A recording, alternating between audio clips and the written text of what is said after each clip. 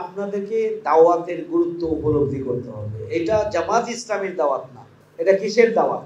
ইসলামের দাওয়াত, আল্লাহর পথে আহ্বান। যেখানে গুরুত্ব দেওয়া হয়েছে টাকার ব্যাপারে, উদউ ইলা সাবিলি রাব্বিকা বিল হিকমাত ওয়াল মাউইজাতিল হাসানাহ, হিকমত এবং উত্তম যুক্তিপূর্ণ কথা দ্বারা মানুষকে আল্লাহর দিকে আহ্বান জানাবে। ওমান আহসানু কাওলাম মিম্মান দাআ ইলাল্লাহ ওয়া আমিলা সালিহান ওয়া ক্বালা ইন্নানী মিনাল মুসলিমিন। তার চেয়ে কার কথা অধিক উত্তম হতে পারে যে মানুষকে আল্লাহর দিকে আহ্বান জানায় এবং ঘোষণা করে যে আমি মুসলমানদের অন্তর্ভুক্ত হয়েছি। অর্থাৎ সাহসিকতার সাথে ঈমানের প্রত্যয়দীপ্ত ঘোষণা দেওয়া যে আমি ইসলাম গ্রহণ করেছি, আল্লাহর আহ্বানে সাড়া দিয়েছি এবং পাশাপাশি আমি ঘোষণা দিচ্ছি লা ইলাহা ইল্লাল্লাহ মুহাম্মাদুর রাসূলুল্লাহ। আসসালামু আলাইকুম ওয়া রাহমাতুল্লাহি ওয়া বারাকাতুহু। দায়ী যারা হবেন তাদেরকে দায়ীর বৈশিষ্ট্য নিজের জীবনে ধারণ করতে হবে, আবার দাওয়াতের গুরুত্বটাকে উপলব্ধি করতে হবে। দুইটা জিনিস খুবই গুরুত্বপূর্ণ, দাওয়াতের গুরুত্ব উপলব্ধি করা আর দায়ী হিসাবে নিজের মধ্যে কোয়ালিটি ডেভেলপ করা। এখন তৃণমূলের সবচেয়ে গুরুত্বপূর্ণ দায়ী কারা? সবচেয়ে গুরুত্বপূর্ণ দায়ী হচ্ছেন আপনারা, ইউনিট সভাপতি এবং সেক্রেটারি, সবচেয়ে কার্যকর। আপনাদেরকে দাওয়াতের গুরুত্ব উপলব্ধি করতে হবে। এটা জামাত ইসলামের দাওয়াত না, এটা কিসের দাওয়াত? ইসলামের দাওয়াত, আল্লাহর পথে আহ্বান। যেখানে গুরুত্ব দেওয়া হয়েছে টাকার ব্যাপারে, উদউ ইলা সাবিলি রাব্বিকা বিল হিকমাত ওয়াল মাউইজাতিল হাসানাহ, হিকমত এবং উত্তম যুক্তিপূর্ণ কথা দ্বারা মানুষকে আল্লাহর দিকে আহ্বান জানাবে। ওমান আহসানু কাওলাম মিম্মান দাআ ইলাল্লাহ ওয়া আমিলা সালিহান ওয়া ক্বালা ইন্নানী মিনাল মুসলিমিন। তার চেয়ে কার কথা অধিক উত্তম হতে পারে যে মানুষকে আল্লাহর দিকে আহ্বান জানায় এবং ঘোষণা করে যে আমি মুসলমানদের অন্তর্ভুক্ত হয়েছি। অর্থাৎ সাহসিকতার সাথে ঈমানের প্রত্যয়দীপ্ত ঘোষণা দেওয়া যে আমি ইসলাম গ্রহণ করেছি, আল্লাহর আহ্বানে সাড়া দিয়েছি এবং পাশাপাশি আমি ঘোষণা দিচ্ছি লা ইলাহা ইল্লাল্লাহ মুহাম্মাদুর রাসূলুল্লাহ। দেখেন যে দাওয়াতটা কতটা গুরুত্বপূর্ণ ছিল। আল্লাহ রাসূল বলছেন, আল্লাহ বলছেন আল্লাহ রাসূলকে বলুন, কুল হাযিহিস সাবিলি আদউ ইলাল্লাহ, বলুন হে নবী এইটি আমার পথ যে আমি মানুষকে আল্লাহর দিকে আহ্বান জানাই। অর্থাৎ মানুষকে আল্লাহর দিকে আহ্বান জানানোই আমার পথ। অর্থাৎ আল্লাহর দিকে মানুষকে আহ্বান জানানোকে আল্লাহ রাব্বুল আলামিন তার প্রধান কাজ হিসেবে উল্লেখ করেছেন এবং সেটি বলতে গিয়ে কিন্তু আরেকটু শক্ত ভাষায় আল্লাহ রাসূলকে আল্লাহ বলেছেন, ইয়া আইয়ুহা রাসূল বাল্লিগ মা উনজিলা ইলাইকা মির রাব্বিক ফা ইন লাম তাফআল ফামা বাল্লাগতা রিসালাত।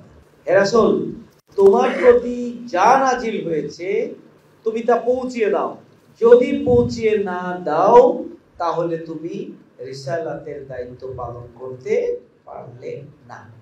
তাহলে দাওয়াতি কাজটা আল্লাহ রাসূলের জন্য কতটা গুরুত্বপূর্ণ যে আল্লাহ বলছেন তুমি যদি তা না করো তাহলে তুমি রিসালাতের দায়িত্বই পালন করলে না। অর্থাৎ পুরো রিসালাতের পুরো ব্যবস্থাপনাটাই দুর্বল হয়ে যায়। তাহলে আমাদেরকে দাওয়াত ইলাল্লাহর কাজ, এই দাওয়াত ইলাল্লাহ হচ্ছে জিহাদ ফি সাবিলিল্লাহ প্রাথমিক এবং সবচেয়ে গুরুত্বপূর্ণ।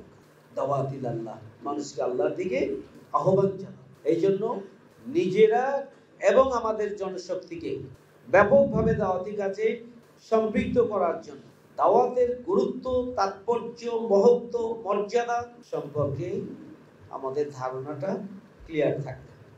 দ্বিতীয় যে কথাটি বলছিলাম যে দাওয়াতের ব্যাপারে, সেটি হচ্ছে যে দায়ী ইলাল্লাহ হিসাবে আমার যে বৈশিষ্ট্য, আমার যে কোয়ালিটি হওয়া উচিত, আমার যে যোগ্যতা থাকা উচিত, সেটি আমাকে অর্জন করতে হবে। একজন দায়ী তিনি যে বিষয়ে দাওয়াত দেবেন তিনি সেই বিষয়ে জ্ঞান রাখবেন।